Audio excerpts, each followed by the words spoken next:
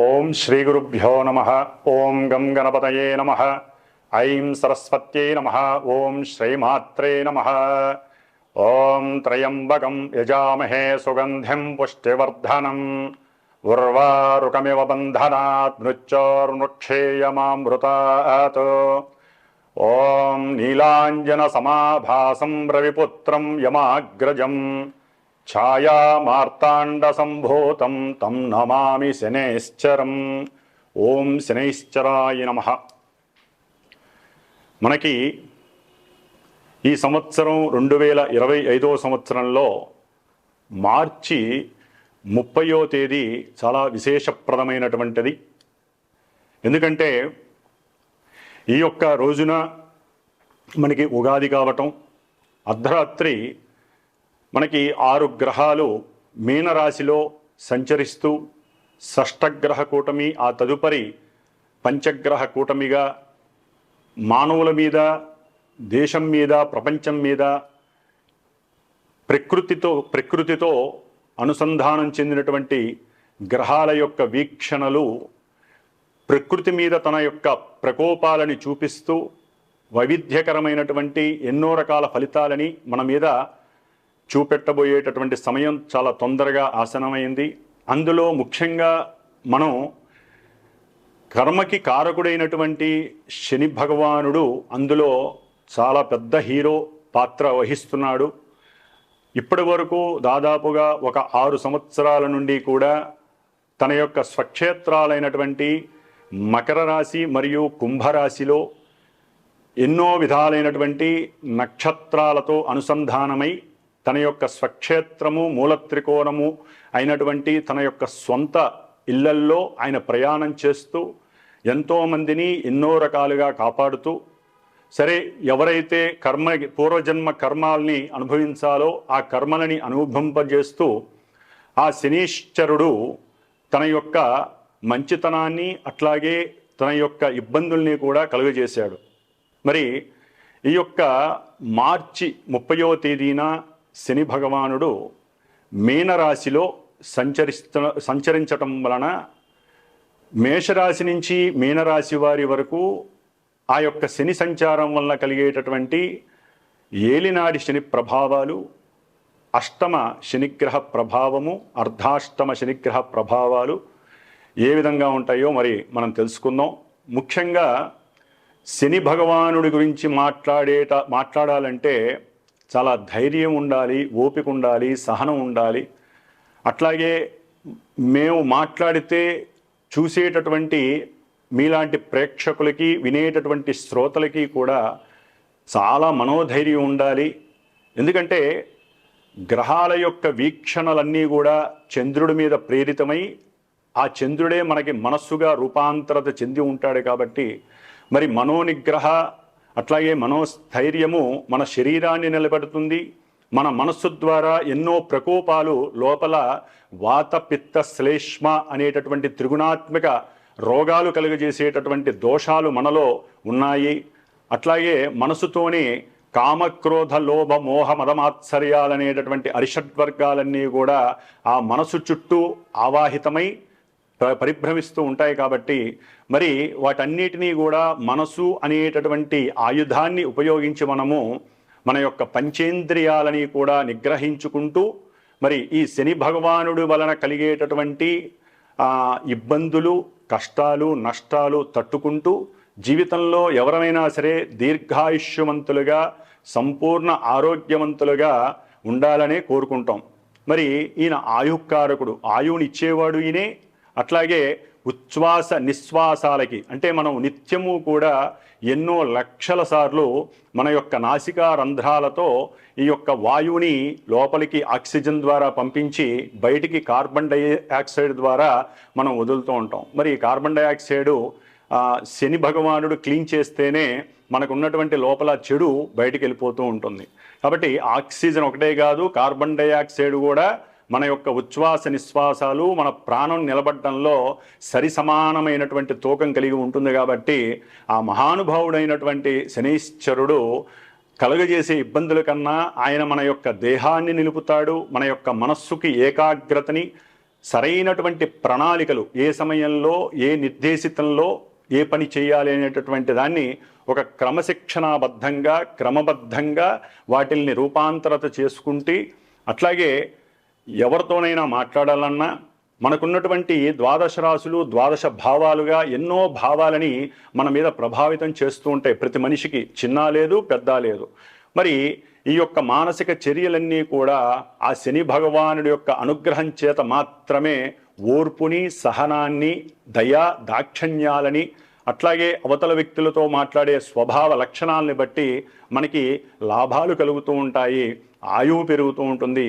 ముందు ముఖ్యంగా ఈ శనిచరుడు మనసు మీద ప్రభావితం చేస్తూ ఉంటాడు. అంటే తను ఉన్నటువంటి నక్షత్రాల పరంగా ఎప్పుడూ కూడా ఏ గ్రహమైనా సరే తనంతట తాను ఏ రకమైనటువంటి ఫలితాలను ఇవ్వజాలదు అని శాస్త్ర ప్రమాణం.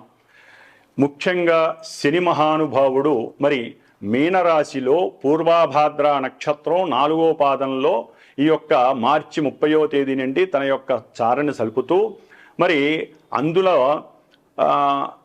ఏప్రిల్ 27వ తారీఖు వరకు కూడా అదే నక్షత్రంలో తన యొక్క ప్రభావాన్ని చూపిస్తూ ఉంటాడు.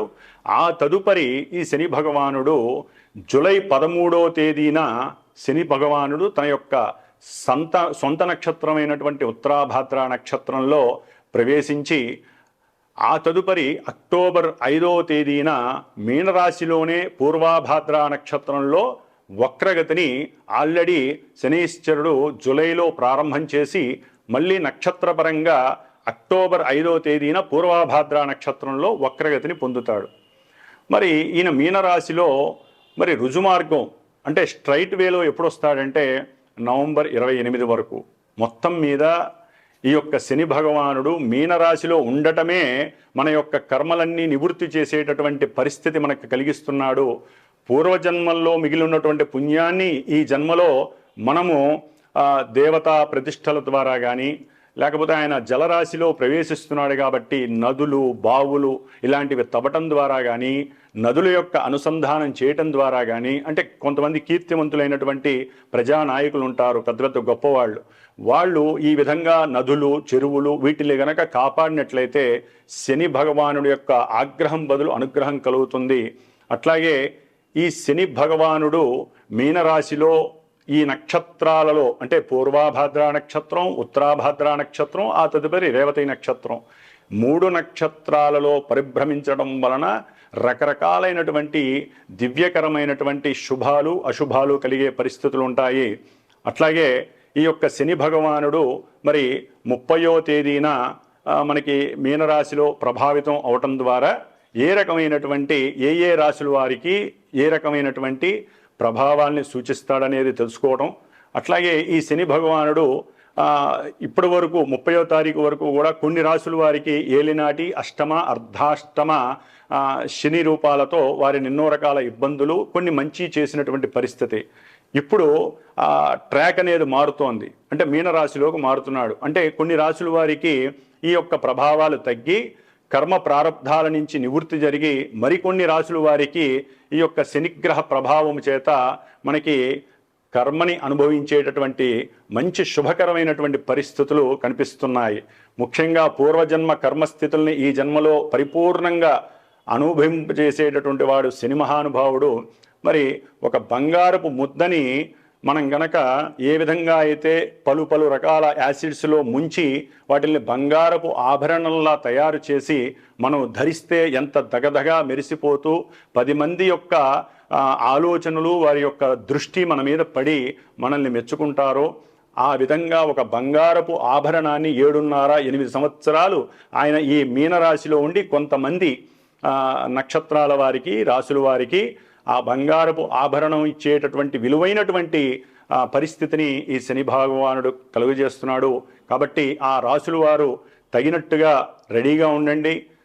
ముఖ్యంగా ఆయన తయారు చేసేటప్పుడు ఎన్నో రకాలైనటువంటి శారీరకమైనటువంటి సమస్యలు, మానసికమైనటువంటి దుర్యోగాలు, అట్లాగే ఇంకా ఎన్నో రకాల ప్రమాదాలు, కష్టాలు అన్నీ ఇస్తూ ఉంటాడు. కాబట్టి ఈ 7.5 సంవత్సరాలు ఆయన ఒకే విధమైనటువంటి ప్రక్రియలు చేయడు.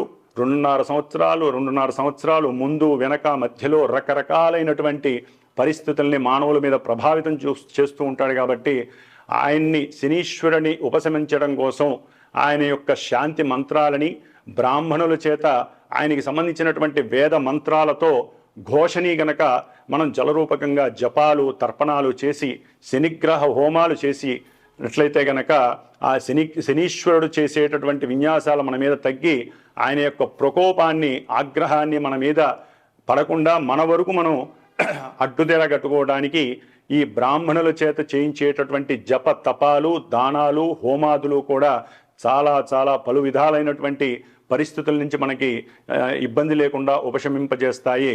కాబట్టి శని భగవానుడిని మార్చి నుంచి కొంతమంది రాసులు కొన్ని రాసుల వారు నక్షత్రాల వారు ఆరాధించుకోవటం ద్వారా చాలా విశేషమైన ఫలితం ఉంటుంది.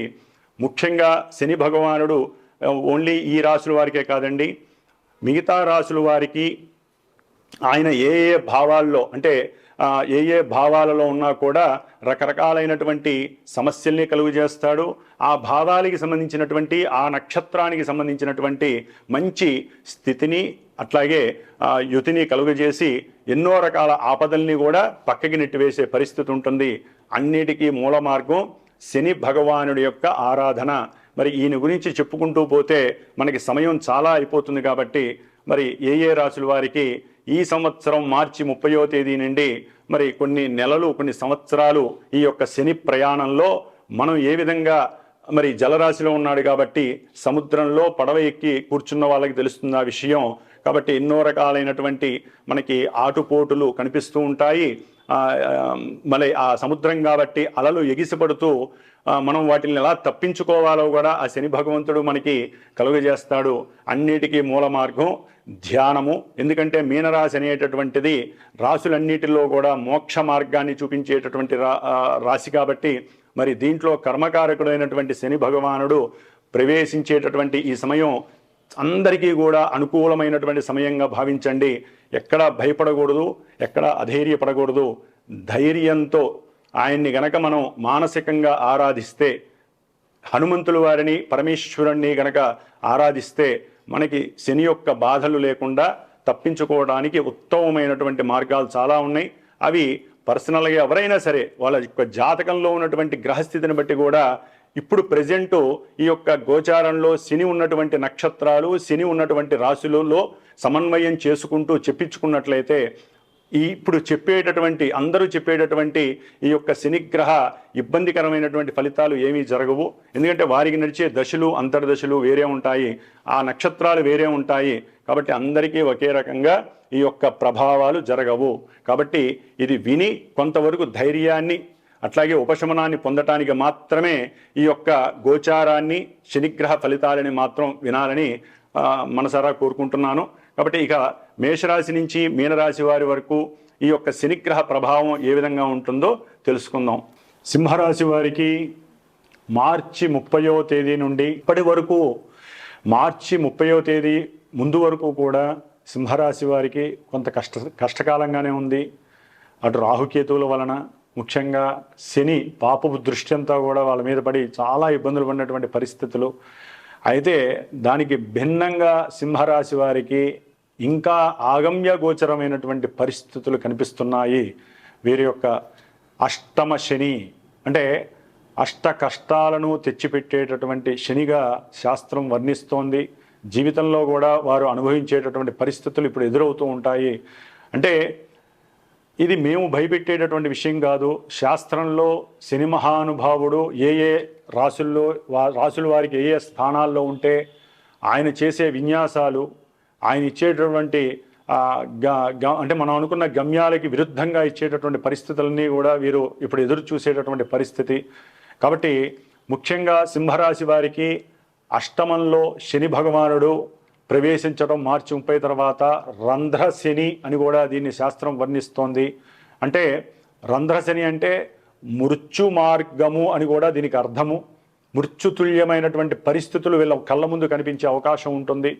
కాబట్టి కాస్త శని భగవానుడు తెల్లారలేస్తే శని భగవంతుడి యొక్క నామస్మరణ, తల్లిగారి యొక్క ఆశీర్వచనం, పెద్ద వాళ్ళ యొక్క ఆశీర్వచన బలం, లేకపోతే శ్రామికులు, పనిచేసేవాళ్ళు, కార్మికులు, లేకపోతే గనుల్లో పనిచేసేటటువంటి వారు, ఇట్లా ఎవరైతే చాలా సైకిల్ దొక్కేవాళ్ళు, చిన్న వ్యాపారంలో చిన్న చిన్న వృత్తుల్ని ఎంచుకునేటటువంటి వారు, ఇట్లా ఎవరైతే ఉంటారో వారిని గౌరవించటం మీ యొక్క పనిగా పెట్టుకోండి. అట్లాగే ముఖ్యంగా ఈ సింహరాశి వారికి అష్టమంలో శని ఉండి కర్మస్థానం అయినటువంటి వృషభ రాశి అయినటువంటి ఆ స్థానం మీద పడటం ఆయన యొక్క దృష్టి, అట్లాగే వీరికి కుటుంబ ధనస్థానమైనటువంటి కన్యారాశి మీద సప్తమ దృష్టి పడటం, అట్లాగే బుద్ధి ఆలోచన స్థానమైనటువంటి మనల్ని జీవితం మొత్తం నిలబెట్టేటటువంటి ఏకాగ్రత స్థానమైనటువంటి ధనుస్సు రాశి మీద ఈయన యొక్క 10వ దృష్టి పడటం కొంత విశేషమైనటువంటి కష్టాలని నష్టాలని కలుగజేసేటటువంటి పరిస్థితి కలుగుతోంది. ఆ భావాలు దెబ్బతింటాయి. ముఖ్యంగా సింహరాశి వారికి షష్ఠాధిపతి సప్తమాధిపతి అయినటువంటి శని భగవానుడు అష్టమంలో ఉండటం ద్వారా అంతకుముందు ఎవరైతే అప్పు చేసి ఉన్నారో అది ఏ సందర్భంలోనైనా సరే, ఒక ఇల్లు కట్టుకోవడానికి కానివ్వండి, లేకపోతే వారికి ఉన్నటువంటి శారీరక అనారోగ్యాలకి హాస్పిటల్స్కి వెళ్ళటానికి కానివ్వండి, ఆపరేషన్స్కి అత్యవసరమై ఆకస్మికంగా ఎవరైతే ధనాన్ని అప్పు చేశారో వారు కానివ్వండి, ఇట్లా ఏ విధంగానైనా సరే అప్పుకు సంబంధించిన విషయాలలో మీకు సంఘం వ్యతిరేకంగా ఉంటుంది. ఎవరైతే మీరు ఎవరి దగ్గర అయితే అప్పు తీసుకుంటారో వారు మీకు పూర్తిగా ప్రతికూలవంతులు అవుతారు. వారి చుట్టూ 10 మందిని పోగేసుకొస్తారు, మిమ్మల్ని ఇబ్బంది పెట్టడానికి ఎక్కువగా చూస్తారు.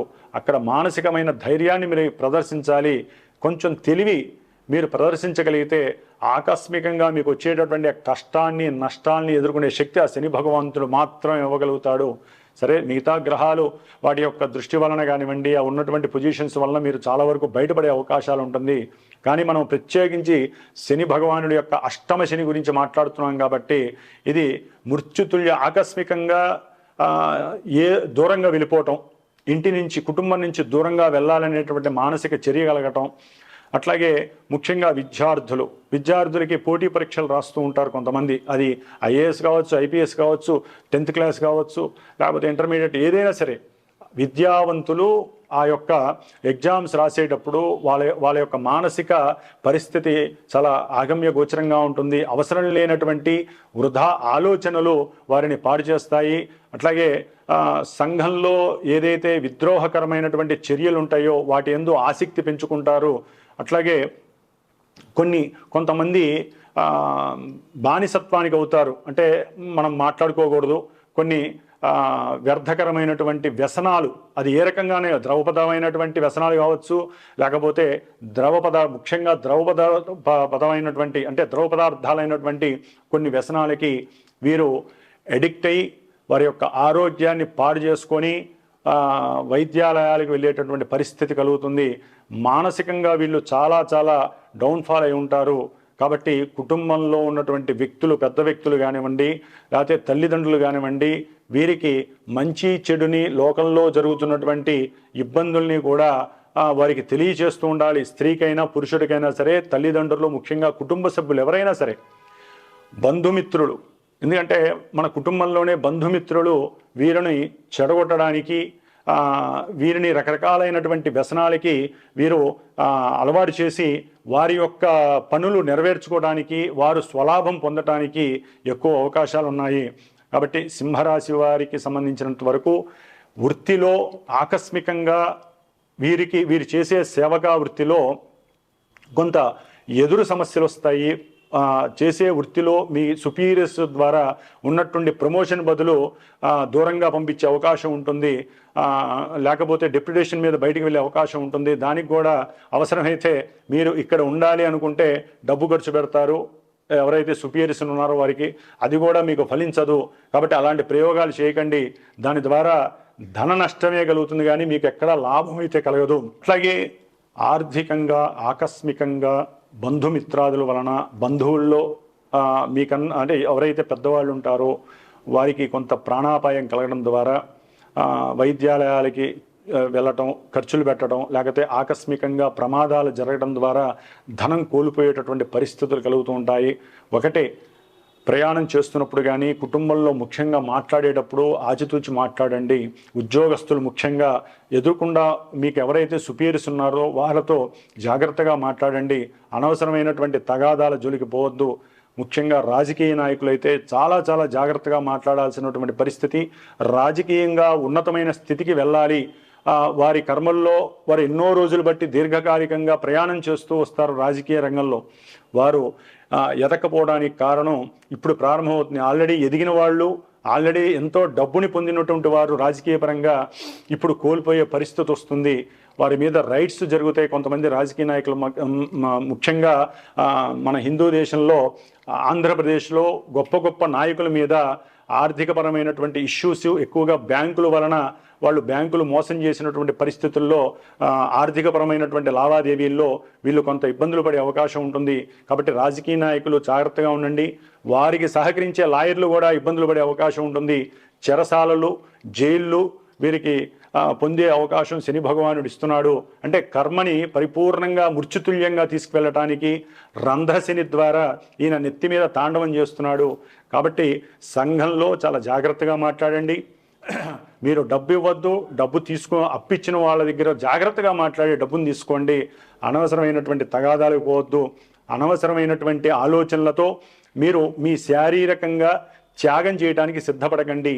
నీటి దగ్గర జలగండ ఉండే అవకాశం ఉంటుంది. నీటి దగ్గర జాగ్రత్తగా ఉండండి. పిల్లలతో మాట్లాడేటప్పుడు కానీ, కుటుంబంలో భార్యతో మాట్లాడేటప్పుడు కానీ, లేదా పిల్లలకి డబ్బులు ఇచ్చే స్థితిలో కానీ వాళ్ళతో సంయమనంతో మాట్లాడి 10 రూపాయలు అయితే అట్లీస్ట్ ₹1.5 వాళ్ళకి ఇవ్వండి. లేకపోతే వాళ్ళ వలన మీకు లేనిపోని సమస్యలు, వారే మీకు శత్రువులే కూర్చుంటారు. పిల్లల్ని కండిషన్లాగా పెంచండి. అట్లాగే మీ ఏకాగ్రతతో శని భగవానుని ఆరాధించండి. జప తపాదులు, హోమాదుల ద్వారా మాత్రమే మీరు బయటపడగలుగుతారు. అట్లాగే ఆలోచించి ధనాన్ని ఖర్చు పెట్టండి. అజాగ్రత్తగా ఉండకండి. చాలా జాగ్రత్తగా ఈ 3 సంవత్సరాలు, 2.5-3 సంవత్సరాలు మీరు జాగ్రత్తగా ఉంటే విజయం మీదిగా చేసే ప్రతి ధర్మంలో మీరు విజయవంతులై ఉంటారు. కాబట్టి చాలా జాగ్రత్తగా సింహరాశి వారు శని ధ్యానాన్ని చేస్తూ శివాభిషేకాల ద్వారా మృత్యుంజయ హోమాన్ని తప్పకుండా మృత్యుంజయ పాశుపత హోమాన్ని ఆచరించడం ద్వారా వీరికి చాలా వరకు ఆరోగ్యపరంగా బాగుంటారు. లేనిపోని ఆర్థిక సమస్యలు వీళ్ళని ఇబ్బంది పెట్టవు. ఓం శ్రీమాత్రే నమః.